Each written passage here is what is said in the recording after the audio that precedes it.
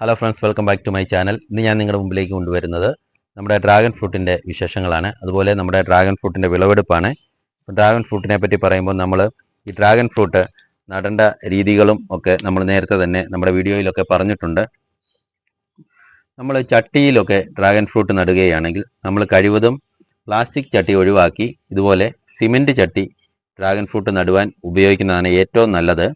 കാരണം ഈ സിമെൻറ്റ് ചട്ടിയിൽ ഡ്രാഗൺ ഫ്രൂട്ട് നട്ടാൽ ഈ ചട്ടിക്ക് നമുക്ക് ഒരു വെയിറ്റ് ഉണ്ട്. അതുപോലെ തന്നെ നമ്മൾ ഈ ഡ്രാഗൺ ഫ്രൂട്ട് വളർന്നു കഴിയുമ്പോൾ ഇതിന് നല്ല വെയിറ്റ് ആകുകയും ചുവട്ടിൽ വെയിറ്റ് ഇല്ലെങ്കിൽ ഇത് മറിഞ്ഞു പോകാനുള്ള സാധ്യതയുണ്ട്. അതുകൊണ്ട് തന്നെ നമ്മൾ ഡ്രാഗൺ ഫ്രൂട്ട് നടുമ്പോൾ കഴിവതും സിമെൻറ്റ് ചട്ടിയിൽ തന്നെ നടുവാൻ ശ്രമിക്കുക. അതുപോലെ ഇത് മേലോട്ട് കയറ്റുവാൻ നമ്മൾ ഇതുപോലെ ഒരു PVC പൈപ്പ് ഇതിൻ്റെ നടുക്കായിട്ട് വെച്ച് കൊടുക്കേണ്ടതാണ്. കമ്പ് നമുക്ക് വെച്ച് കൊടുക്കാം, പക്ഷേ അത് കുറേ കഴിയുമ്പോൾ ഉണങ്ങി അത് ഒടിഞ്ഞു പോകാനൊക്കെ സാധ്യതയുണ്ട്. അതുകൊണ്ട് എപ്പോഴും നല്ലത് ഒരു PVC പൈപ്പാണ്. ഈ PVC പൈപ്പിൽ നമുക്ക് ഇതുപോലെ ഡ്രാഗൺ ഫ്രൂട്ട് കെട്ടി മേലോട്ട് കയറ്റി നിർത്താവുന്നതാണ്. അപ്പോൾ ഇതുപോലെ നല്ലവണ്ണം ഡ്രാഗൺ ഫ്രൂട്ട് പടരുകയും അത് നല്ല നല്ല കായകളൊക്കെ പിടിക്കുകയും ചെയ്യും.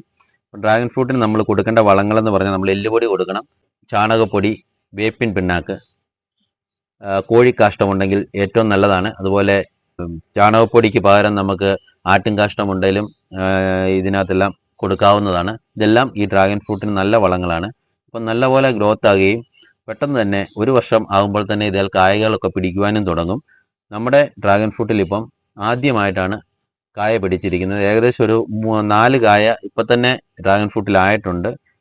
പുതിയതായിട്ട് നമുക്ക് ഡ്രാഗൺ ഫ്രൂട്ടിൽ ഒരു പൂ വീണ്ടും വന്നിരിക്കുകയാണ്.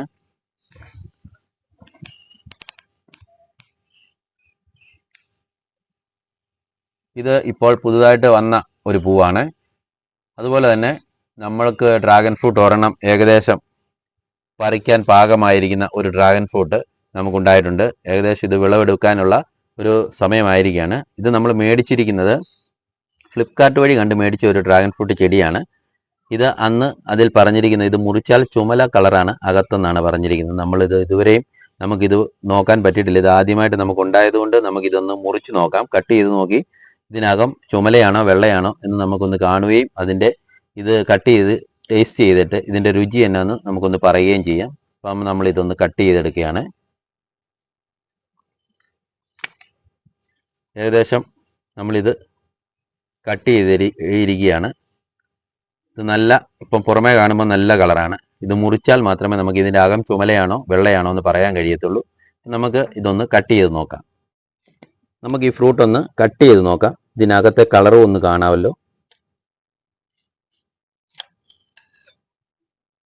അവർ പറഞ്ഞ പോലെ തന്നെ നമ്മുടെ ഡ്രാഗൺ ഫ്രൂട്ട് അകം നല്ല ചുമല കളറാണ്. ചെറിയ ചെറിയ കറുത്ത കുരുക്കൾ പോലെ ഇതിനകത്തുണ്ട്.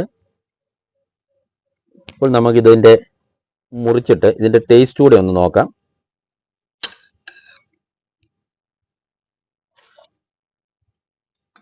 നമ്മൾ ഈ ഡ്രാഗൺ ഫ്രൂട്ട് ഇപ്പം മുറിച്ചെടുത്തിരിക്കുകയാണ്. ഇതിൻ്റെ ടേസ്റ്റ് എന്നാന്ന് ഒന്ന് കഴിച്ചിട്ട് പറയാം. ഇതുകൊണ്ട് നല്ലവണ്ണം പാകമായിരിക്കുകയാണ്. ഇത് നമ്മുടെ കയ്യെ കണ്ടോ, കളറ് ചുമല കളർ നമ്മുടെ കയ്യെ പിടിക്കുന്നുണ്ട്. ഇതൊന്ന് കഴിച്ചിട്ട് ഇതിൻ്റെ ടേസ്റ്റ് പറയാം. ഇതിന് ഒരു മധുരവും ചെറിയൊരു പുളിപ്പൂടെ ഉണ്ട്. നല്ല ടേസ്റ്റാണിത്. അപ്പം നമ്മൾ ആദ്യമാണ് ഇതുപോലെ നല്ലൊരു ഡ്രാഗൺ ഫ്രൂട്ട് കഴിക്കുന്നത്. നമ്മൾ കടയിൽ നിന്നൊക്കെ മേടിച്ചിട്ടുണ്ടെങ്കിലും ഇതുപോലെ മധുരമുള്ള ഒരു ഡ്രാഗൺ ഫ്രൂട്ട് നമ്മൾ കഴിച്ചിട്ടില്ല. ഇത് നല്ല ടേസ്റ്റാണ്. അപ്പോൾ എല്ലാവരും വീട്ടിൽ ഒരു ഡ്രാഗൺ ഫ്രൂട്ട് വെച്ച് പിടിപ്പിക്കുക, ഇതുപോലെ പറിച്ച് കഴിച്ച് സന്തോഷിക്കുക. വീണ്ടും പുതിയൊരു വീഡിയോ ആയിട്ട് കാണാം. Bye bye.